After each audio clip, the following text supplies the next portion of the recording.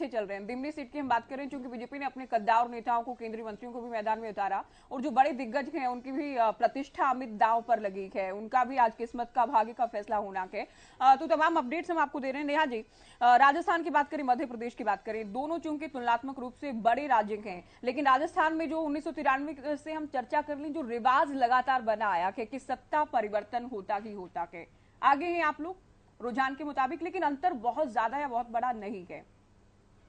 देखिए ज्योति जी, अभी तो ये शुरुआत हुई है, आपने अभी बात कही और हम सब देख ही रहे हैं। अभी तो कुछ ही जगह पर जो है कुछ ही काउंटिंग हुई है, परसेंटेज अभी कंप्लीट नहीं हुआ है। जैसे जैसे दिन बढ़ता जाएगा आपको मुझे पूरी उम्मीद है कि भारतीय जनता पार्टी का नंबर और कांग्रेस के नंबर में बहुत ज्यादा अंतर होगा और बहुत ज्यादा बहुमत से, बहुत ज्यादा वोट परसेंटेज से हम जीतने वाले हैं। क्योंकि हमारी जो बेसिक नीति है, जो हमारी मूल नीति है चुनाव को लेकर, किसी भी राज्य में काम करने को लेकर है, वो है जनता तक पहुंचने की, जनता को जनता का लाभ मिलना चाहिए। हमने उसी के लिए प्रयास किए हैं, उसी के लिए काम किए हैं। कई बार ऐसा होता है कि हमारे किसी भी कार्य को जनता नहीं समझ पा रही है, तो वहां पर कुछ ऊपर नीचे बात रह जाती है, क्योंकि जनता जनार्दन है, उनके मन में कोई भी बात किसी भी वक्त बैठ सकती है, उसी तरह से वो आगे विचार करते हैं, वो भी स्वीकार्य है। मध्य प्रदेश में देखिए, कभी कांग्रेस आगे जा रही, कभी आप लोग आगे जा रहे हैं।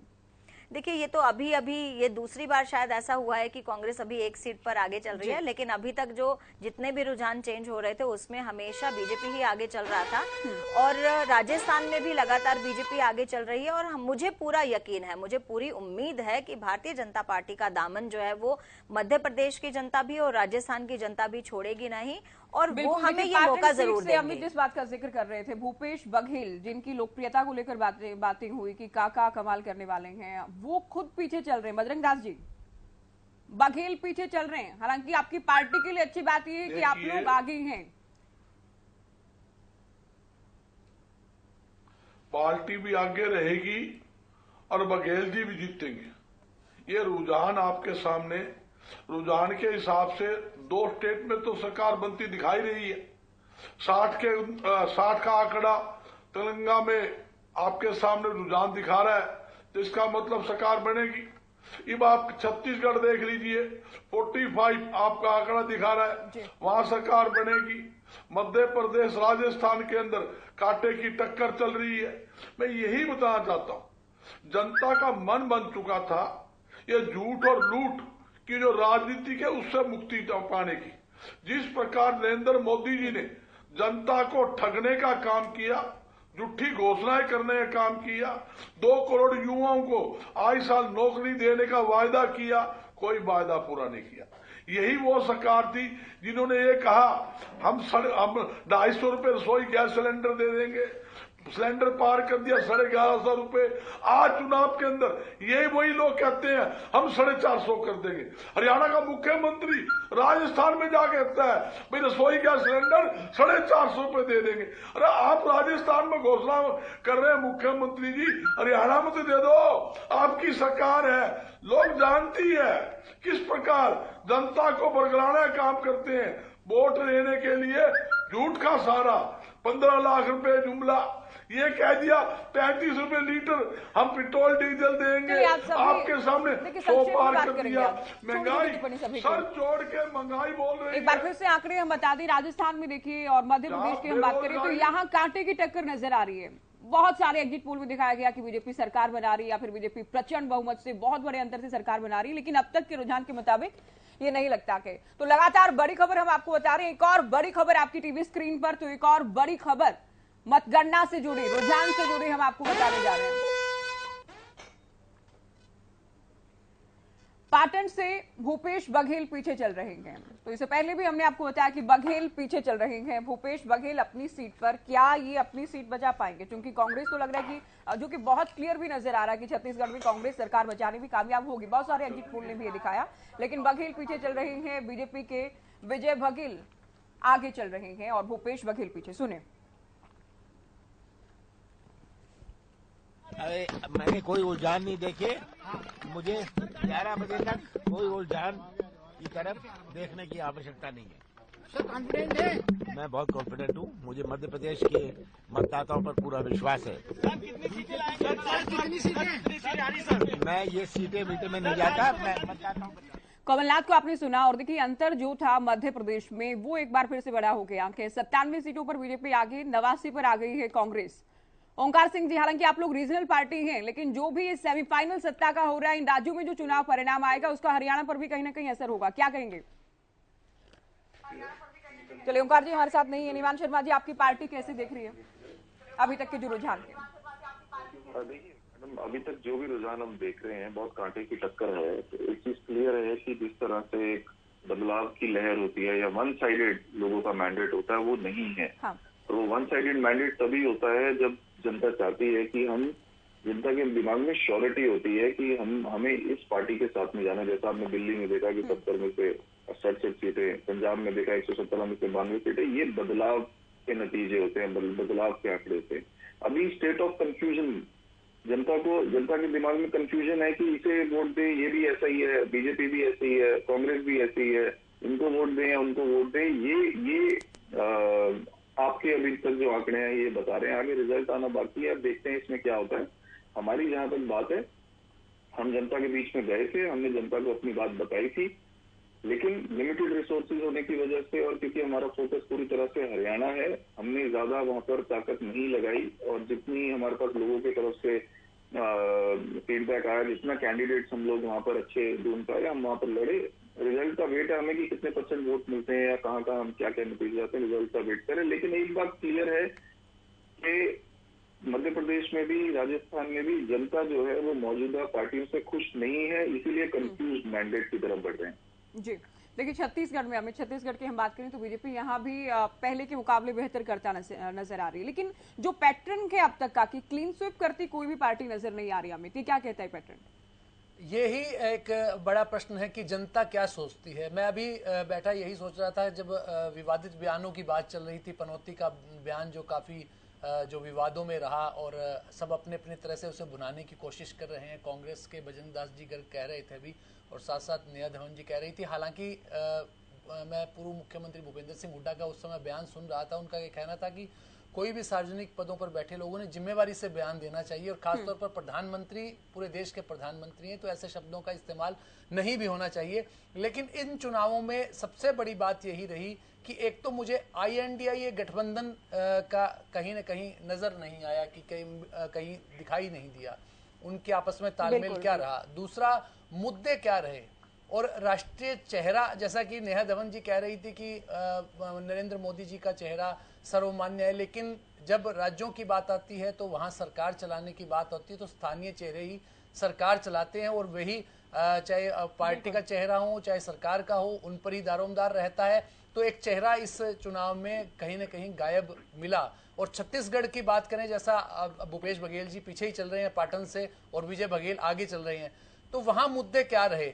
मुझे लगता है कि जो इस बार गारंटी स्कीम्स जो उतारी गई, जो लुभावनी योजनाएं उतारी गई, उनका बड़ा असर जो है इस चुनाव में देखने को मिला। स्थानीय स्तर पर स्थानीय मुद्दे रहते हैं।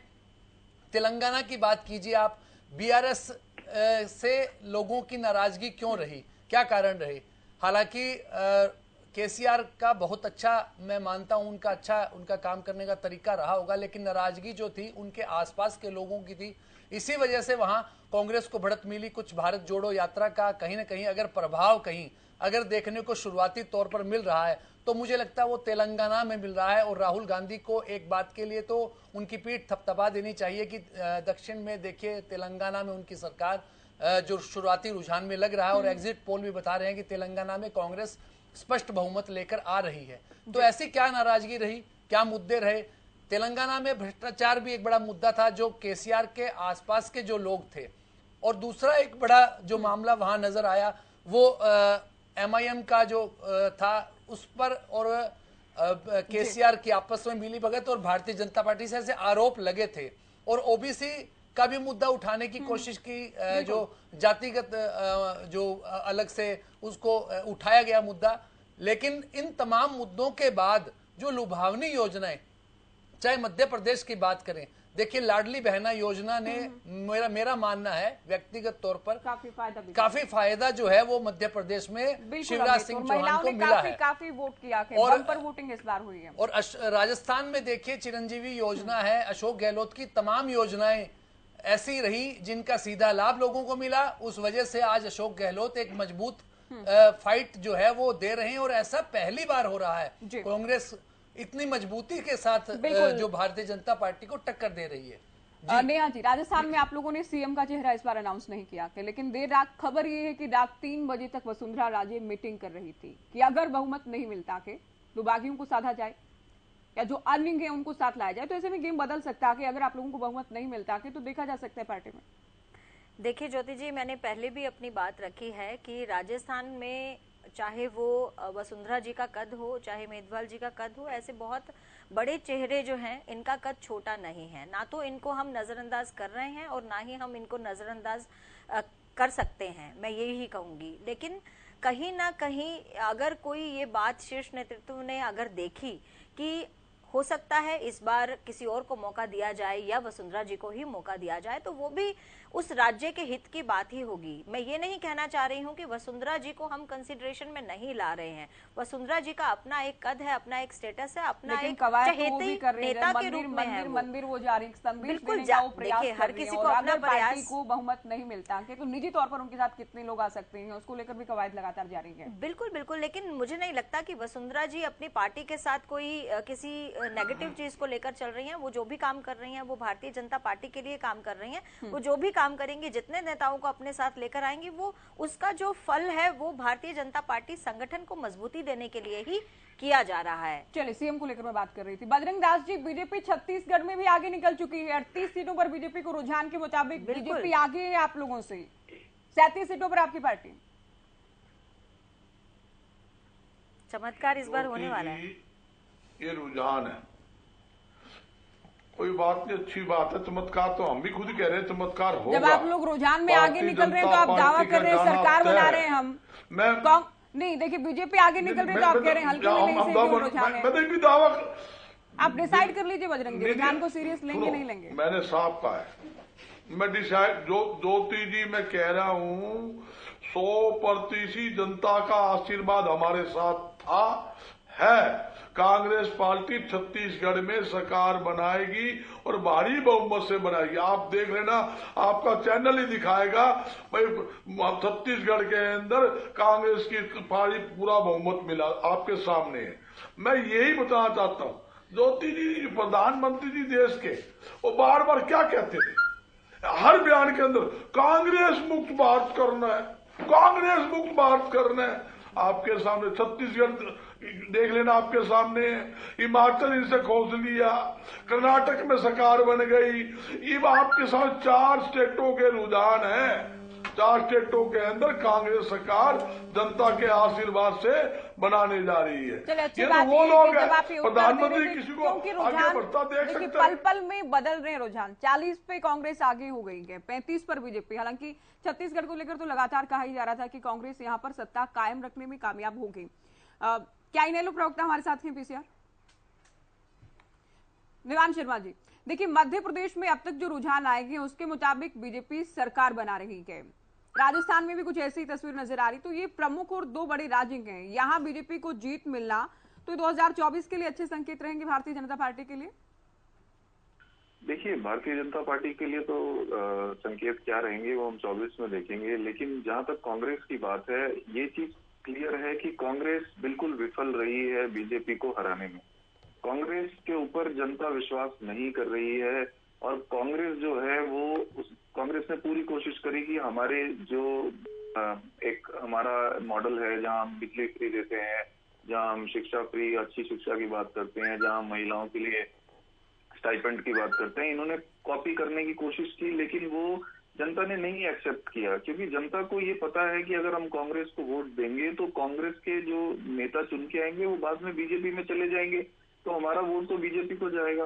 तो ये कांग्रेस का विफल होना, ये क्लैरिटी है 2024 के लिए भी कि कांग्रेस अपने आप में सक्षम नहीं है बीजेपी को हराने के लिए। और हरियाणा में भी यही है। हरियाणा में, क्योंकि देखिए राजस्थान और मध्य प्रदेश में जनता के पास ऑल्टरनेटिव बेटर नहीं था, तो आपने देखा कि किस तरह से बीजेपी फायदा उसका उठा गई, जबकि जनता जो है वो नहीं चाहती कि बीजेपी भी सत्ता में है। जनता ने देख लिया बीजेपी को भी। लेकिन हरियाणा में ये है 24 में कि हरियाणा में हम पूरी ताकत से लड़ने वाले हैं, हम जनता को मजबूत ऑल्टरनेटिव देंगे, तो कांग्रेस की जरूरत नहीं है हरियाणा। आप लोग तो गठबंधन के साथी भी हैं, कांग्रेस की जरूरत भी नहीं है। कमाल है। ओंकार जी, अभी तक का जो रुझान जो है अभी तक का कैसे देख रही है इनेलो पार्टी? हरियाणा पर कितना इम्पैक्ट आप मान रहे हैं चुनाव के परिणाम का? देखिए ज्योति जी, प्रत्येक प्रदेश की परिस्थितियां अलग होती हैं। प्रत्येक प्रदेश की जनता की समस्याएं और उनकी जरूरतें भी अलग होती हैं। जहां तक हरियाणा का सवाल है, हरियाणा में प्रदेश की जनता आज बीजेपी जेजेपी सरकार से बहुत दुखी है, प्रताड़ित है, परेशान है और इससे मुक्ति चाहती है। और यहाँ पे हरियाणा में कांग्रेस का पिछले 9 साल में अभी तक इनका संगठन तैयार नहीं हुआ है, जबकि इंडियन नेशनल लोकदल के पास एक मजबूत संगठन है। 2019 की परिस्थितियां अलग थी। उन परिस्थितियों में हमारी पार्टी में टूट हो गई थी, परिवार में टूट हो गई थी, जिसकी वजह से एक बड़ा धड़ा जेजेपी की तरफ चला गया था। जो ये कहते थे कि हम चौधरी देवीलाल जी के असली वारिस है, आज जनता ये जान चुकी है कि असली वारिस चौधरी अभय सिंह चौटाला जी है। और जहां तक आम आदमी पार्टी की बात है, आम आदमी पार्टी का हरियाणा में कोई वजूद नहीं है।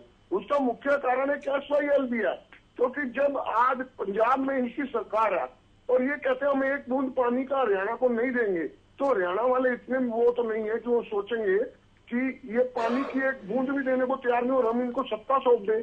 आज हरियाणा में इन चुनावों का क्या प्रभाव पड़ेगा, क्या नहीं पड़ेगा, ये उससे बड़ी बात नहीं है। लेकिन परिस्थितियों के अनुसार हरियाणा में एकमात्र ऐसी पार्टी है जो जनता को उसकी सुख सुविधाओं और उसकी सुरक्षाओं का अनुदान दे सकती है, और वो है इंडियन नेशनल लोकदल।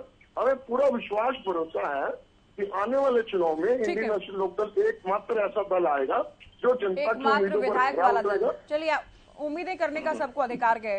अमित, अब जो अंतर है मध्य प्रदेश का, क्योंकि 25 सीटों पर का जो अंतर है जिनमें बीजेपी आगे चल रही है, अधिक है कांग्रेस से। राजस्थान की बात करें 22 सीटों से आगे ही अंतर काफी बड़ा के, क्या उम्मीदें पस्त हो जानी चाहिए कांग्रेस की, या अभी समय बाकी है बहुत शुरुआत के? जी बिल्कुल, अभी इसे शुरुआती ही कहा जाएगा ज्योति, क्योंकि अभी देखिए बदलाव काफी आएंगे, रुझान है। हालांकि बीजेपी के लिए सुखद है कई मामलों में, लेकिन देखने वाली बात होगी कि जैसे जैसे रुझान बदलेंगे उसके बाद क्या कुछ अपडेट मिलता है। फिलहाल के लिए बीजेपी के लिए जश्न का माहौल इन रुझानों से देखते हुए लग रहा है। के साथ में जब आप ये उत्तर दे रहे, छिंदवाड़ा सीट से कमलनाथ पीछे, छिंदवाड़ा जहां से लोकसभा सीट की बात करें तो कितनी बार ये जीते, अब इनके बेटे सांसद के। दूसरी बात, चूंकि पिछला बाई इलेक्शन इन्होंने यहाँ से लड़ा और इस बार ये पार्टी के सबसे बड़े चेहरे अमित ये खुद आगे चल रहे हैं। छत्तीसगढ़ की बात करें, वहां भूपेश बघेल पीछे चल रहे हैं, यहाँ कमलनाथ पीछे चल रहे हैं। जी बिल्कुल, कांग्रेस के लिए दोनों ही जगह जो शुरुआती रुझान में काफी झटका लगने वाली स्थिति है। देखिए छत्तीसगढ़ में भूपेश बघेल की योजनाओं की वजह से ही, मैंने जैसे पहले बताया कि लुभावनी योजनाओं का बड़ा लाभ जो है वो उन दलों को मिल रहा है। छत्तीसगढ़ में यही स्थिति थी, वहां भूपेश बघेल ने जो योजनाएं लागू की उससे एक माहौल बना, उस वजह से बीजेपी काफी पीछे चल रही है। लेकिन खुद भूपेश बघेल का पीछे होना एक तरह से दिलचस्पी भरा चुनाव हो गया है और काफी अहम भी है। और इसी तरह से छिंदवाड़ा में कमलनाथ का देखिए, उनकी एक परंपरागत सीट रही है, वहां से वे जीतते रहे हैं और एक बड़ा मजबूत उनके परिवार का दायरा यहां रहा है। ऐसे में उनका पीछे होना भी अपने आप में कांग्रेस के लिए एक बड़ा झटका है। हालांकि भी परिणाम क्या रहेंगे यह एक आगे की बात है, लेकिन फिलहाल के लिए दोनों ही बड़े चेहरे मध्य प्रदेश में और छत्तीसगढ़ में उनका पीछे होना एक अपने आप में बड़ी बात है। अभी रुझान है, आगे क्या तस्वीर रहती है, कितना मार्जिन रहता है, क्या होता है ये देखेंगे। लेकिन फिलहाल के लिए कांग्रेस के लिए काफी विकट स्थिति इन दोनों ही प्रदेशों में हो गई है। जी चलिए दिल्ली हम ये चलते हैं, हमारे संवाददाता रवि खालीरमन इस वक्त दिल्ली से कांग्रेस मुख्यालय से हमारे साथ जुड़ गए हैं। रवि, किस तरह की तस्वीर आप देख रहे हैं कांग्रेस के खेमे में इस वक्त? बिल्कुल ज्योति, देखिए एआईसीसी के बाहर इस वक्त हम खड़े हैं और एआईसीसी के बाहर की तस्वीर मैं आपको दिखा देता हूं। तमाम जो कार्यकर्ता हैं वो यहाँ मौजूद हैं और अभी तक के जो रुझान है, जी बोलिए, अभी तक के जो रुझान है ज्योति, और उस रुझानों के चलते कहीं ना कहीं तो कांग्रेस के तमाम जो कार्यकर्ता हैं वो थोड़े से आश्वस्त नजर जरूर आ रहे हैं। ढोल नगाड़े यहाँ लगाए गए हैं, ढोल नगाड़ों के साथ जो है कांग्रेस कार्यकर्ता यहाँ थिरकते हुए नजर आ रहे थे। और आप तस्वीरों के माध्यम से देख रहे हैं किस प्रकार से पूरी जो तस्वीर है एआईसीसी के बाहर की तस्वीरें हैं, ये तमाम जो है कांग्रेस के झंडे लहराते हुए कांग्रेस के कार्यकर्ता नजर आएंगे। और ये शुरुआती दौर है ज्योति, शुरुआती दौर में जिस प्रकार के रुझान जो आ रहे हैं उसमें कहीं ना कहीं कांग्रेस के तमाम जो कार्यकर्ता हैं वो थोड़े से आश्वस्त जरूर नजर आ रहे हैं। आप तस्वीरों के माध्यम से देख पा रहे होंगे किस प्रकार से तमाम जो कार्यकर्ता यहाँ एकजुट हैं और जिस प्रकार के रुझान अभी तक आए हैं, तो उस रुझानों को लेकर जो है वो कांग्रेस के जो तमाम जो कार्यकर्ता हैं वो यहाँ पहुंचे हैं और अपने तमाम जो नेता हैं उनके पोस्टर्स बैनर्स लिए हुए यहाँ मौजूद हैं। और आपको एक अलग सी तस्वीर और दिखाना चाहेंगे कि यहाँ जो है वो हवन, यहाँ कांग्रेस के कार्यकर्ता जो है वो नजर आ रहे होंगे। आपको अलग अलग एक यूनिक अंदाज में आपको ये तस्वीरें हम आपको दिखाएंगे किस प्रकार से जो है ये जो यहाँ पे ये जो कांग्रेस के कार्यकर्ता हैं वो हवन यहाँ करते हुए नजर आ रहे हैं। तो पोस्टर छोटे छोटे यहाँ लगाए गए हैं, उन पे स्लोगन्स जो है वो यहाँ लिखे हुए हैं। लोगों से बात भी करें, कांग्रेस कार्यकर्ताओं से बात करें। हवन कर रहे हैं, साथ ही ढोल लगाने भी तैयार हैं। कितने आश्वस्त हैं जीत को लेकर? जिस प्रकार के रुझान आ रहे हैं, किस प्रकार से इन रुझानों को लेकर कितने आश्वस्त हैं ये नतीजों में तब्दील होंगे? राहुल गांधी जी ने भारत जोड़ो यात्रा स्टार्ट की थी तो उन्होंने बोला था कि मैं नफरत के बाजार में मोहब्बत की दुकान खोल रहा हूँ। पहली दुकान कर्नाटक खुली थी और आज पांचों राज्यों में मतलब शीघ्र ही मोहब्बत की 5 दुकानें और खुलेंगी। और कहते हैं मोदी जी तो 4 दिन पहले इलेक्शन सिलेंडर कर चुके हैं, क्योंकि आपने देखा होगा जितने भी एग्जिट पोल हुए उसमें नड्डा साहब की फोटो लगा दी गई, क्योंकि उन्हें पता था कि हार रहे हैं। हार का ठीक है, नड्डा साहब के सर पड़ेगा। आज नड्डा साहब बल्ली का बकरा बनेंगे और रिजाइन देंगे अभी थोड़ी देर में। रिजल्ट आने वाला है। आपने एक हवन जो है वो यहाँ करते हुए नजर आ रहे हैं, छोटे छोटे पोस्टर लगा रहे हैं, इनके बारे में एक बार थोड़ा सा विस्तार से अगर आप बताएं तो। देखिए, मोदी जी जब गुजरात से आए थे तो अडानी जी के इसी चार्टर्ड विमान से आए थे और सेकेंड वीक मई 2024 में इसी अडानी जी के चार्टर्ड विमान से अहमदाबाद चले जाएंगे। ये 2024 के आज के नतीजे 2024 का टेलर है। और आप देख रहे हैं मोदी जी की प्रधानमंत्री जी ये उज्ज्वला योजना हाँप ही मार रही है देश में, क्योंकि गरीबों के पास पैसा ही नहीं सिलेंडर भरवाने के लिए। और देश में जो सिलेंडर है सही मायने में वेंटिलेटर पर गरीब के पास पैसा ही नहीं है, वो कहाँ से खरीदेगा। और राजस्थान में राजदूत अशोक गहलोत जी ने वो सिलेंडर आईसीयू में चला गया था, उन्होंने बेचारों ने 500 रुपये में किया, गरीबों का भला किया, वो आईसीयू से बाहर निकल गए, थोड़ा सा खतरे से बाहर है। तो ज्योति देखिए, ये जो है फुल सिंह हवन वाले हैं और इन्हें एक हवन की पूरी प्रक्रिया जो है यहाँ कर रखी है। और देखिए, और पूरे जो छोटे छोटे पोस्टर लगा रखे हैं, इसमें लिख रखा है राहुल, नीचे लिखा है मोहब्बत का फरिश्ता और फ्यूचर स्टार रोहन वाड्रा, मिराया वाड्रा, ये इस तरह के जो छोटे छोटे पोस्टर्स हैं तो वो यहाँ लगाते हुए नजर आ रहे हैं। और फिलहाल की अगर बात की जाए तो जो रुझान अभी तक आए हैं, रुझानों के मुताबिक कहीं ना कहीं जो आश्वस्त तमाम जो कांग्रेस के कार्यकर्ता हैं वो नजर आ रहे हैं ज्योति। और अभी तक के रुझानों में कांग्रेस जो है भारतीय जनता पार्टी को पूरी टक्कर देती हुई नजर आ रही है। जी देखिए, भारत जोड़ो हवन को नाम दिया गया है, प्रियंका गांधी के बच्चों की तस्वीरें भी बाकायदा लगाई गई है। आश्वस्त हालांकि केवल छत्तीसगढ़ को लेकर कांग्रेस हो सकती है। नेहा जी, मध्य प्रदेश और राजस्थान से रुझान आप लोगों को हालांकि अभी इंतजार भी करना है, अभी शुरुआत भी है, अभी परिणाम में तब्दील होते हैं नहीं होते हैं ये भी देखना होगा। बिल्कुल ज्योति जी, सबसे पहले तो मैं अभी आप तस्वीरें दिखा रहे थे हवन की, और मैं बड़े कड़े शब्दों में इस हवन की निंदा करती हूं, क्योंकि आपने मुझे लगता है शायद ध्यान नहीं दिया किस तरह से भारत जोड़ो हवन का ये नाटक जो है कांग्रेस कार्यकर्ता जो है कांग्रेस कार्यालय के बाहर दिल्ली में कर रहे हैं और हवन करते हुए जूते पहन रखे हैं। ऐसा हवन आपने कहाँ देखा है? ऐसी सनातन संस्कृति, ऐसी हिंदू संस्कृति आपने कहाँ देखी है? ये संस्कृति केवल और केवल कांग्रेस के कार्यकर्ताओं में ही नजर आती है।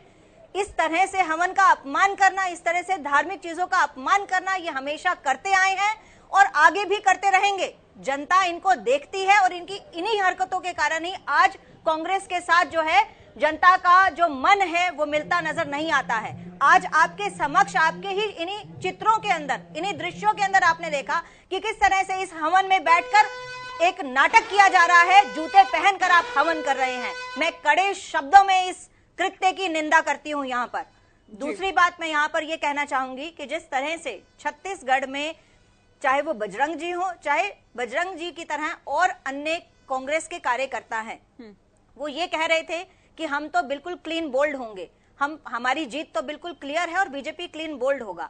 आज के जो रुझान इनको नजर आ रहे हैं, आप देखिए, अगर भूपेश जी इतने लंबे समय से पीछे चल रहे हैं, अभी तक तो अगर उनको जनता पसंद कर रही होती तो उनको आगे आ जाना चाहिए था। कमलनाथ जी इनके पीछे चल रहे हैं। आप देखिए जैसे जैसे ये बहुत बार होता रहा है, रिसेंट अगर बिल्कुल होगा, क्योंकि जनता इनके साथ नहीं जा सकती है। चेहरे होते हैं हार जाते हैं, पार्टियां जीत जाती हैं। तेलंगाना की हम बात करें, कांग्रेस को बहुमत मिल चुका है। तेलंगाना से कांग्रेस के लिए अच्छी खबर के और ये शुरुआत से दावा किया जा रहा था, एग्जिट पोल कहीं ना कहीं एग्जिट पोल में तब्दील होते नजर आ रहे हैं। मध्य प्रदेश की बात करें, बीजेपी के लिए अच्छी खबर है, मध्य प्रदेश में बीजेपी को बहुमत मिल रहा है। अंतर काफी बढ़ा के, रुझान में जो अंतर है वो काफी बढ़ा के वाकई राजस्थान में भी बीजेपी जीत चुकी है, आप ये कह सकते हैं अब तक के रुझान के मुताबिक, क्योंकि 100 सीटों पर बीजेपी आगे है।